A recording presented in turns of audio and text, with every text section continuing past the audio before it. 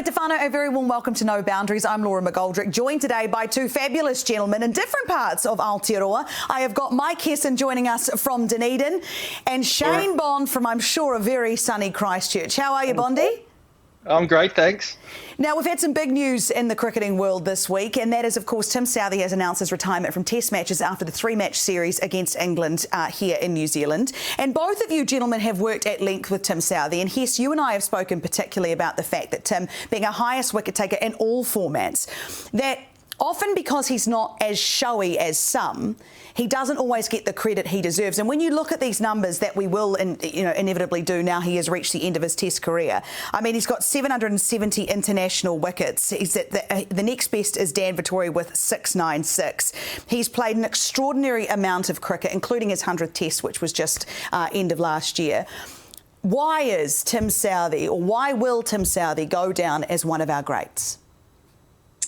I think his ability to adapt. I mean, he's not the same bowler he was when he first started with New Zealand and played that first test when he was, 18, 19 and bowled 140 and swung it round corners and showed a bit of courage with the bat. He's not that same sort of player. He changed. He obviously lost a bit of pace with the volume of cricket that he played and the amount of overs he bowled, but he became really clever and the adaptability to adjust to all conditions around the world. His record overseas in the subcontinent, in Dubai, wherever, was very good.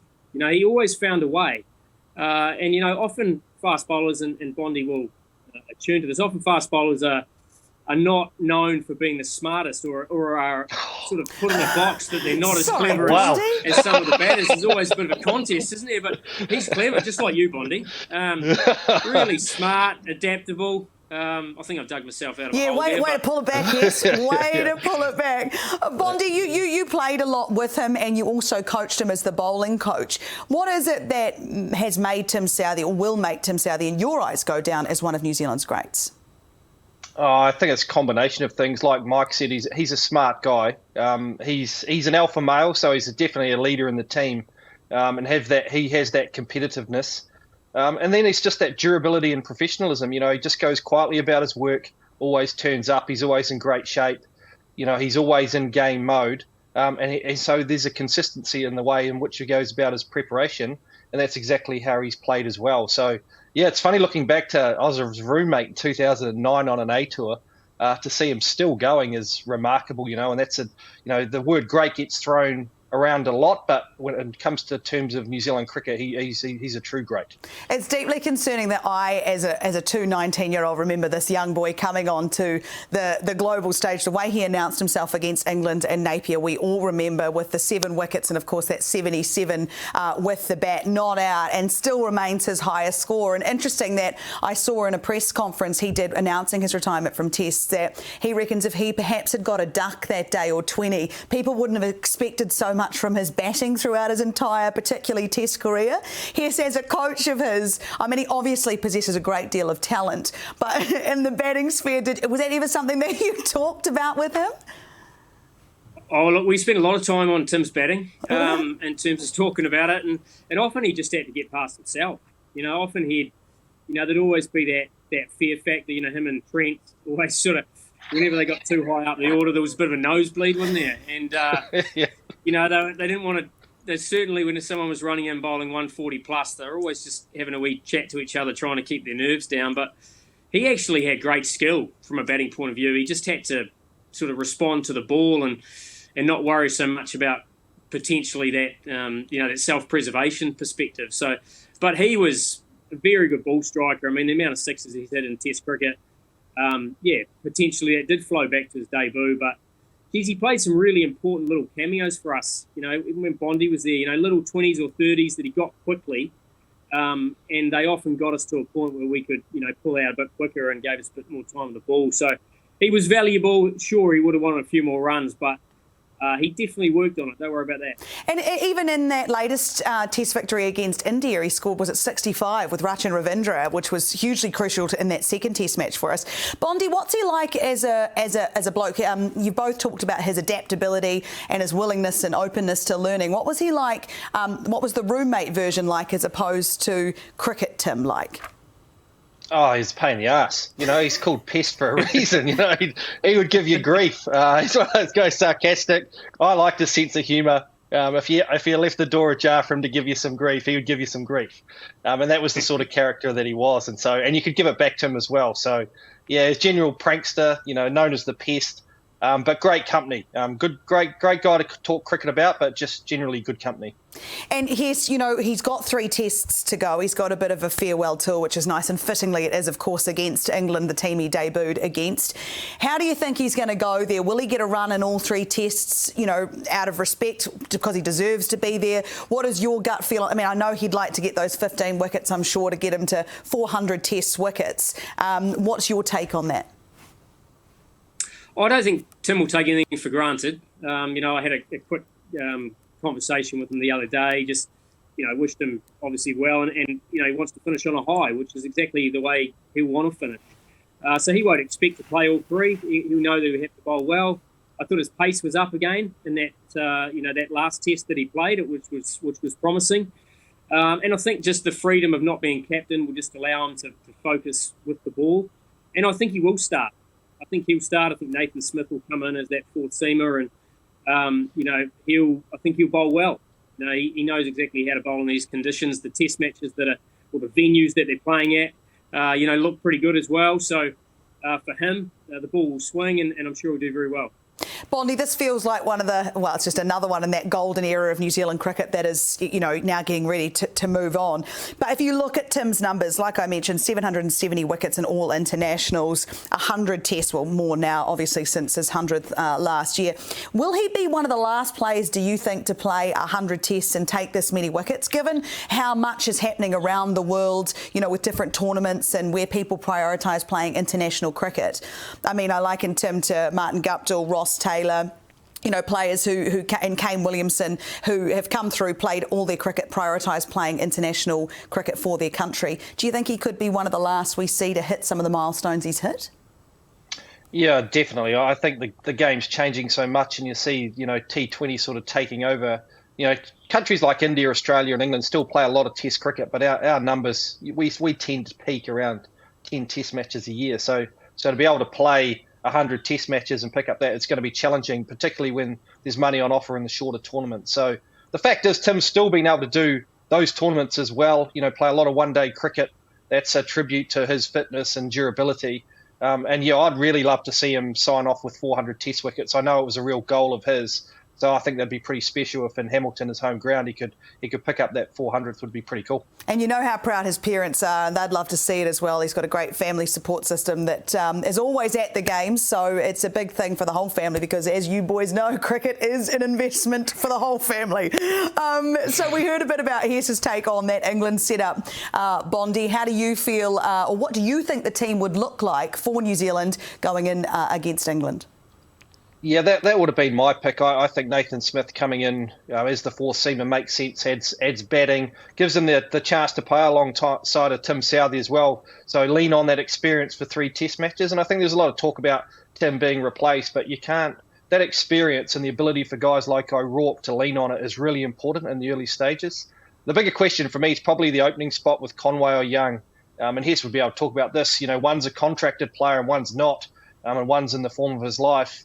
And one's going to leave sort of in January to take up some of those one of those T20 contracts. So when I look at the selection of the team, the only spot that I thought could warrant some discussion would it be Young or would it be Conway at the top of the order? Because obviously Williamson's a shoe-in in the 3 or 4 spot.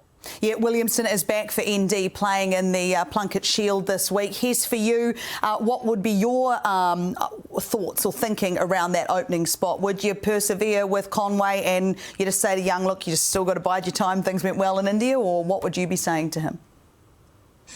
Well, look, they persevered with Conway, when he had 10 innings where he averaged 10. And then he came out the other side and played actually really nicely in India, actually scored at a good rate, looked like he was moving a little bit better, hitting the ball through the offside, which he hadn't done for a number of tests. I think they will go with Conway.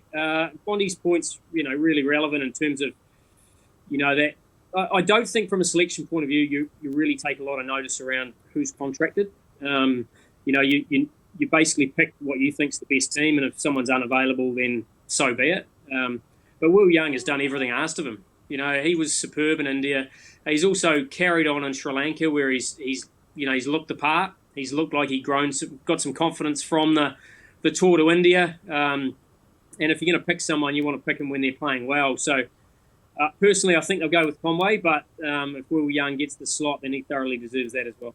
If we look at this England side, few changes in and around that. Brendan McCullum knows these conditions very, very well. Shane Bond, who would you imagine we see in that England setup? Will they look to make any changes now they've arrived on New Zealand soil? Oh, I don't think so. I think, they've experimented quite a lot. I think they've got the Ashes next year in mind, especially with their bowling attack. They're very aware of the type of bowlers that they want to have to be successful over there. I think their batting lineup's pretty settled, and Brendan doesn't like to make too many changes. So, I would expect England to play well on our surfaces. They played well here last time. There's obviously that epic test match in Wellington. But I think they'll be looking forward to getting into New Zealand conditions. And one of the challenges for New Zealand will be controlling that batting lineup because, they score at such a fast clip. And on our wickets, that'll be pretty good. You'd expect pretty high tempo cricket. So we saw, obviously, England play on New Zealand soil, like Bondi alluded to there, with that great test match in Wellington where New Zealand came up trumps.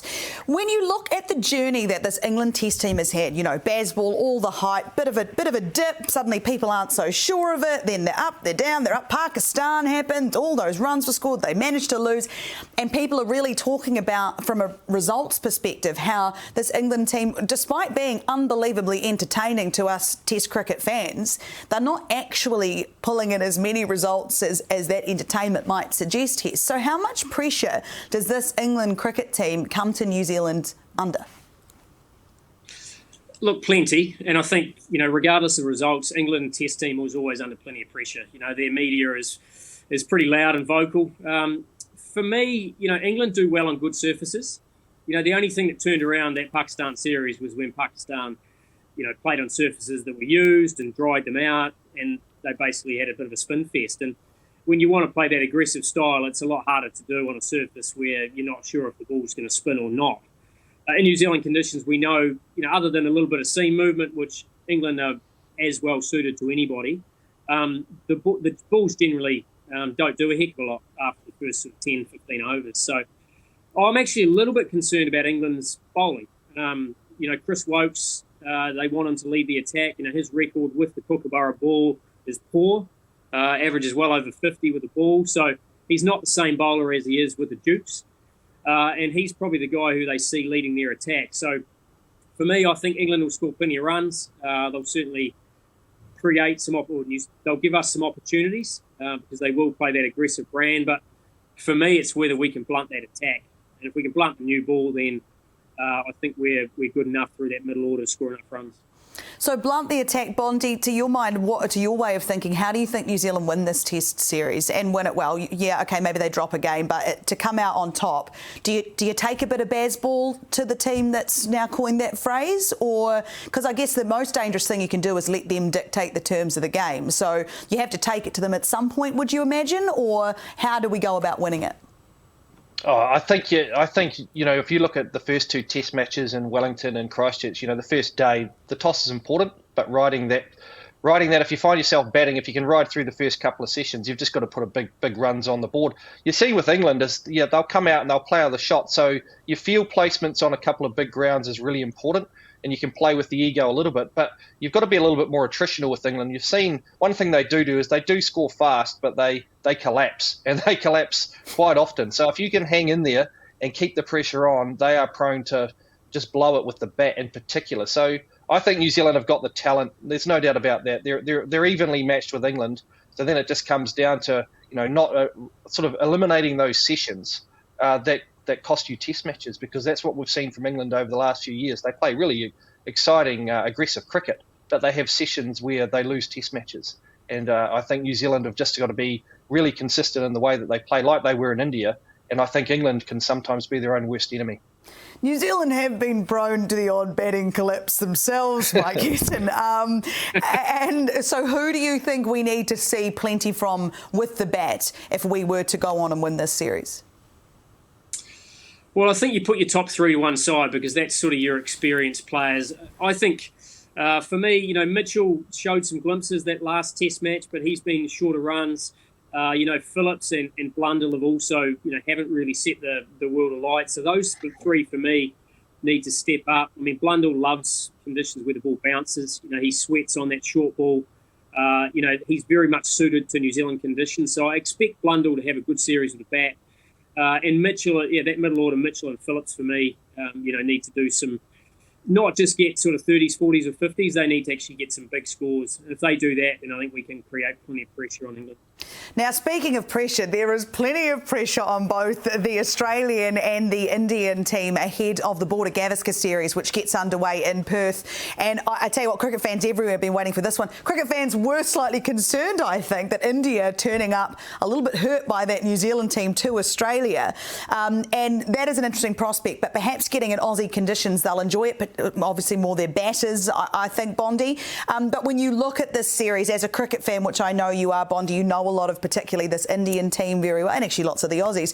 Are you looking forward to this series, and who do you think has the upper hand going into it? Yeah, I am. I wouldn't have expected, obviously, New Zealand to win 3-0, so I think India have been given a real wake-up call, and timings, their captain's going to miss the first test, Shubman Gill's got a fractured finger, there's a few things going wrong for them. So, look, I think it'll be a good series, and one country that can cover injuries, etc., and depth, particularly around batting, is India. So their batting, you would expect them to enjoy the conditions in Australia, but I think Australia will overwhelm them. I think in 5 Test matches, I'm expecting Australia to win.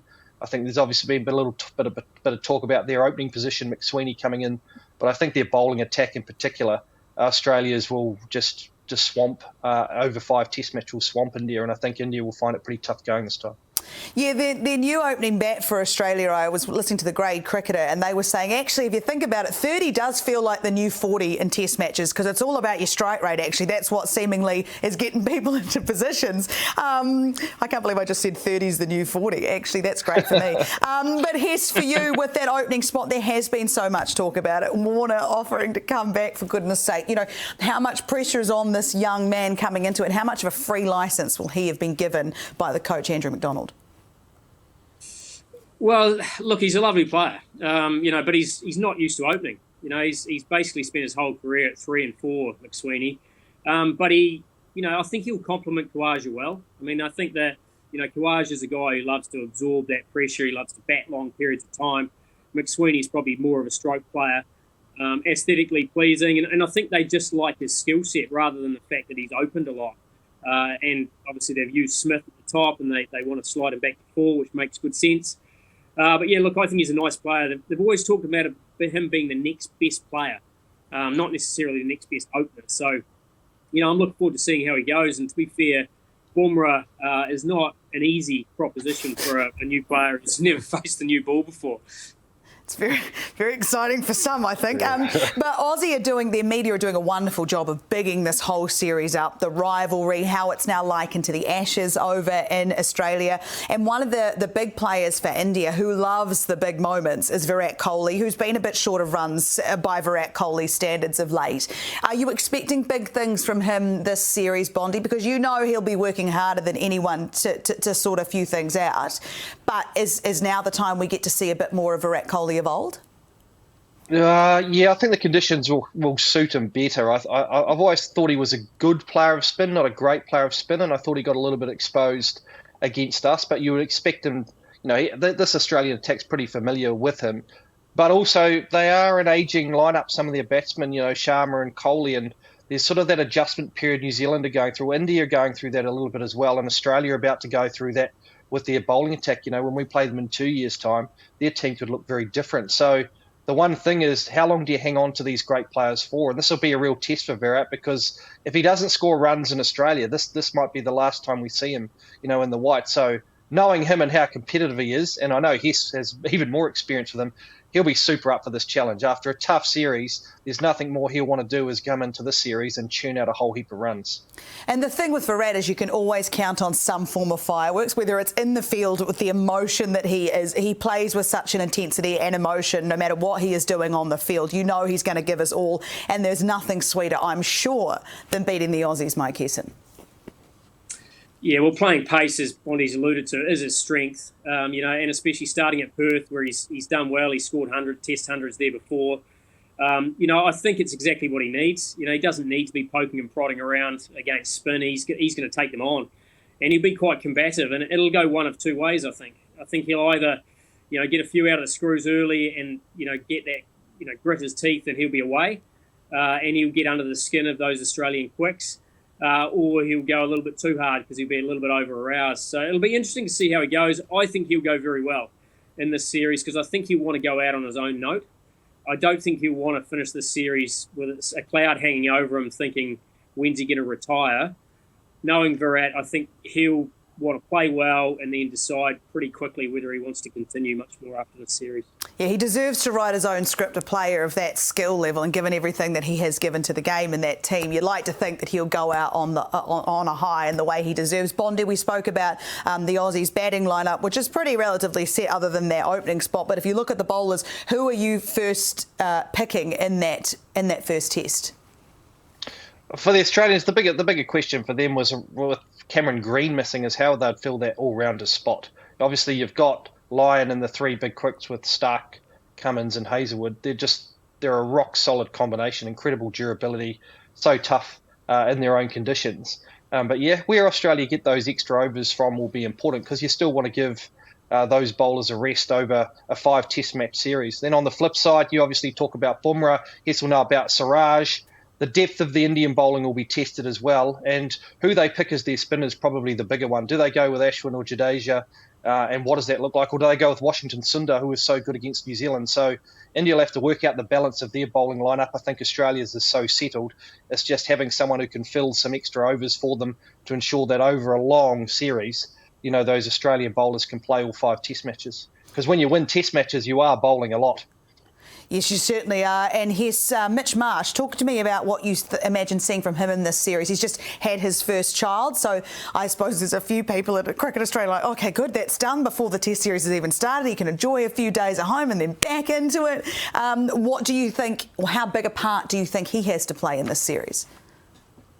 Well, he's going to have to step up with the ball. There's no doubt about that. It might be sort of 8 to 10 overs a day, and I think that just allows that little bit of freedom to not over bowl the quicks, as Bondi's alluded to. Nathan Lyon, can do that stop roll early on in the Test match, but it'd be nice if someone like Mitch Marsh could do that. But the challenge is whether he can do that over 5 tests. His durability has certainly come into question. He's often not been able to bowl more than he has been able to bowl. Whether even Labuschagne, potentially, he bowled a lot in county cricket, whether he was a little bit like Ricky Ponting, that little skiddy sort of quick, sometimes keep her up, sometimes keep her back, bowling sort of run 125-ish, whether he might have to do a role to sort of share the load a little bit. And he's got a bit of a knack for picking up wickets, so, he could be someone there. The thing for me, Laura, is the Indian top order without Rohit Sharma and Shubman Gill. It was going to be tough with those two playing, but the fact that both of them are missing has created some real challenges for India in that first test, with potentially KL Rahul slotting up. Abhimanyu, Iswaran is a nice opening bat, scored a lot of runs in places like Lucknow where it spins and doesn't bounce, but struggled when he went to play that Australian series. So if they push him up to the top of the order against Stark, Hazelwood and Cummins, that's going to be a huge awakening for someone like that. We have a lot of good cricket coming up. So if I was to ask for your predictions, Bondi, I know you see Australia winning this series. We go back to the New Zealand-England series. What would be your predictions there? I think Australia will win 3-0. I don't see India winning a test match. I think Australia will win the first one. And unlike last time where India bounced back, I think they're going to find it a little bit tougher this time. So I think Australia will dominate this series.